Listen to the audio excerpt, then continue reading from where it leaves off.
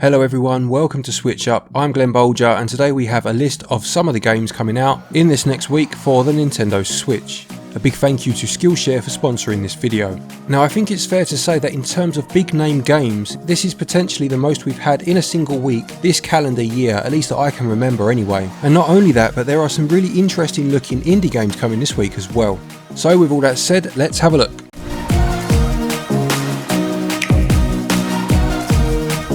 First up then we have Minecraft Dungeons, which is a game of course set in the Minecraft universe, but is not your typical fare in terms of this particular franchise. This is an action-adventure game inspired by classic dungeon crawlers, and will see you exploring randomly generated dungeons and fighting a host of monsters. You will be able to equip a host of armour as well as weapons, including those used for both melee and ranged attacks. This is playable with 1 to 4 players locally, or also with up to 4 players online.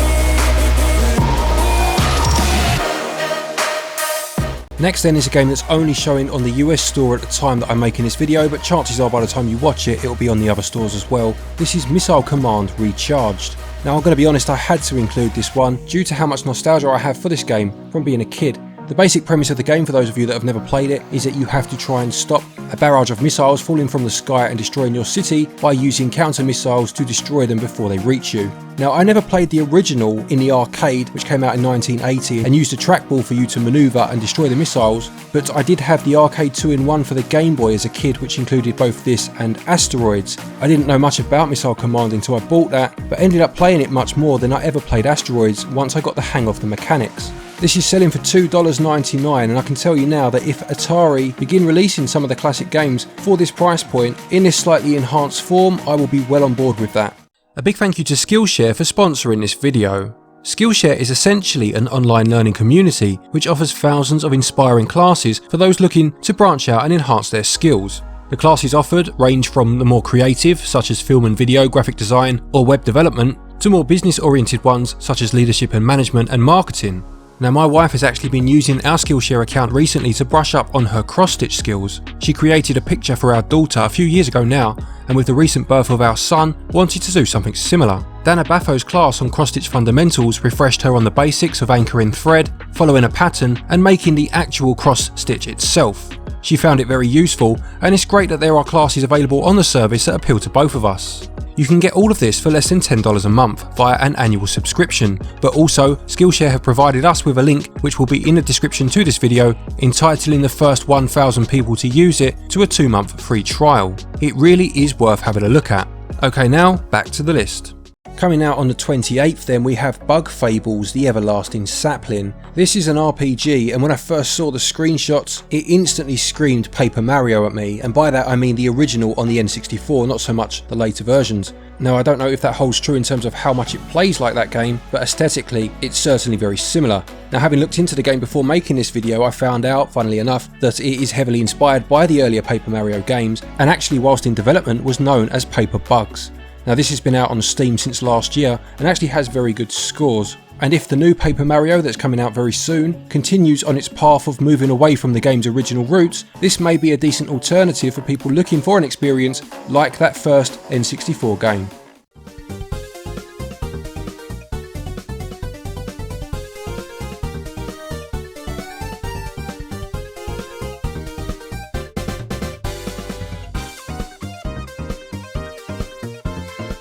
The next game then, also out on the 28th, is a game called Resolution, and no, that's not a typo, it does have 2 eyes in the title. Now when I first saw the screenshots to this game, it reminded me straight away of Hyper Light Drifter, to the point where I wondered if it was actually a sequel to that game, or affiliated with it in any way. As far as I can see it's not, and it seems to be an action-adventure, top-down game with a heavy emphasis on hacking and slashing your way through enemies as you explore the lands. The blurb mentions that the game lasts approximately 20 hours, that you'll be exploring a grim cyberpunk setting, I'm always up for a good cyberpunk story, and that the story allows you to be the hero or the villain, so it'll be interesting to see how that plays out.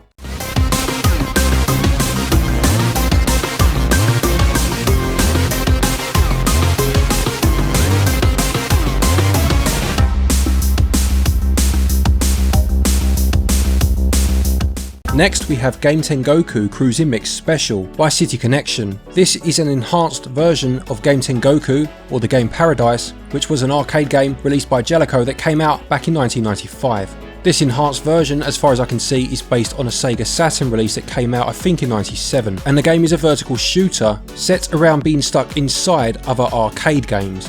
From what I've read, the game doesn't take itself too seriously, and in that respect then it is similar to the Parodius games. This Cruising Mix version is already out elsewhere. It's been out on the PlayStation 4 and Windows for a couple of years now, and interestingly I read that it released worldwide before having a translation patch, which didn't actually come until about a year later.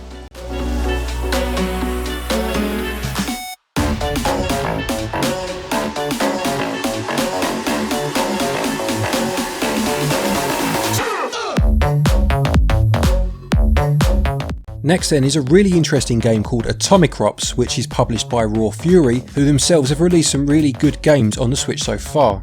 This describes itself as an action roguelite farming simulator, set moments after a nuclear blast turns the land into a post-apocalyptic wasteland. You are the owner of the last farm left and need to grow crops whilst fighting off the mutants. And you can also marry some of the town locals along the way. The trailer looks fantastic, and I suppose it just depends how it pulls it all off, whether it can take so many elements that seemingly are at odds with each other and blend them together. Nonetheless, in a week of very big releases, and we're still not even there yet, this one definitely looks worth keeping an eye on.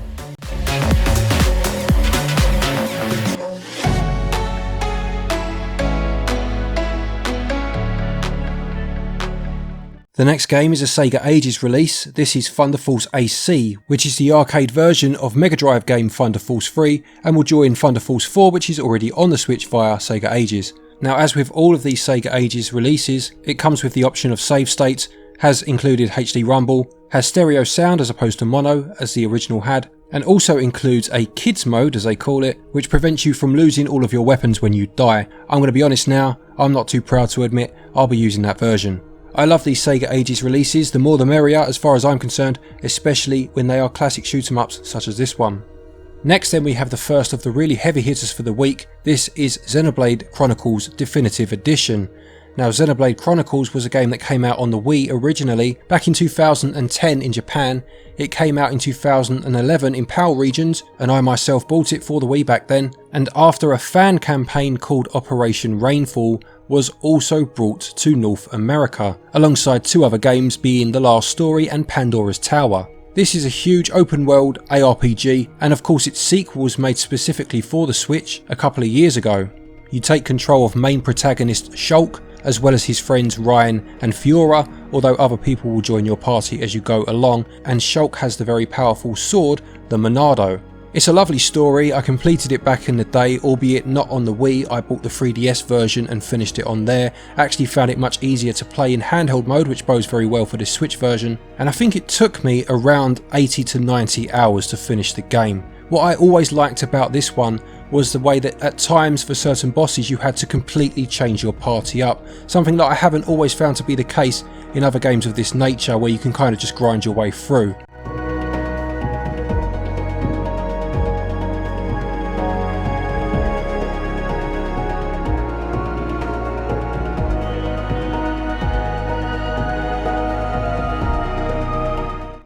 The next game is Adam's Venture Origins. This is an adventure game which came out in episodic form on PC about 10 years ago now. At least that's when episode 1 came out, and then 2 and 3 came out a few years after.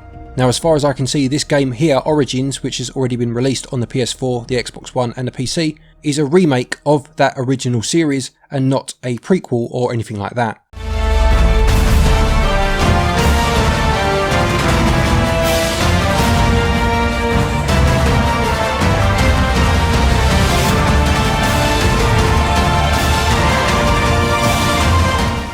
Next up then, another of the big ones for the week. This is Borderlands Legendary Collection. Now, the Legendary Collection has 3 games included on it. They are Borderlands Game of the Year Edition, Borderlands 2 and Borderlands the Pre-Sequel. You also have the option to buy Borderlands Game of the Year Edition separately, or you can buy the Borderlands Handsome Collection, which includes 2 and again that pre-sequel game. The game follows 4 mercenaries known as Vault Hunters as they go to the planet of Pandora, looking to hunt down an alien vault rumoured to include powerful alien technology. The game is playable in couch co-op or online as well, and the Game of the Year edition includes all 4 DLC packs. I haven't actually played much of the Borderlands series. I played a bit of the first one back in the day, and actually the game I've played the most of, funnily enough, is the one from Telltale Games, Tales from the Borderlands, so I'm really looking forward to finally jumping into these games properly. Wrong dog. Sledge will punish you! Ah, yeah!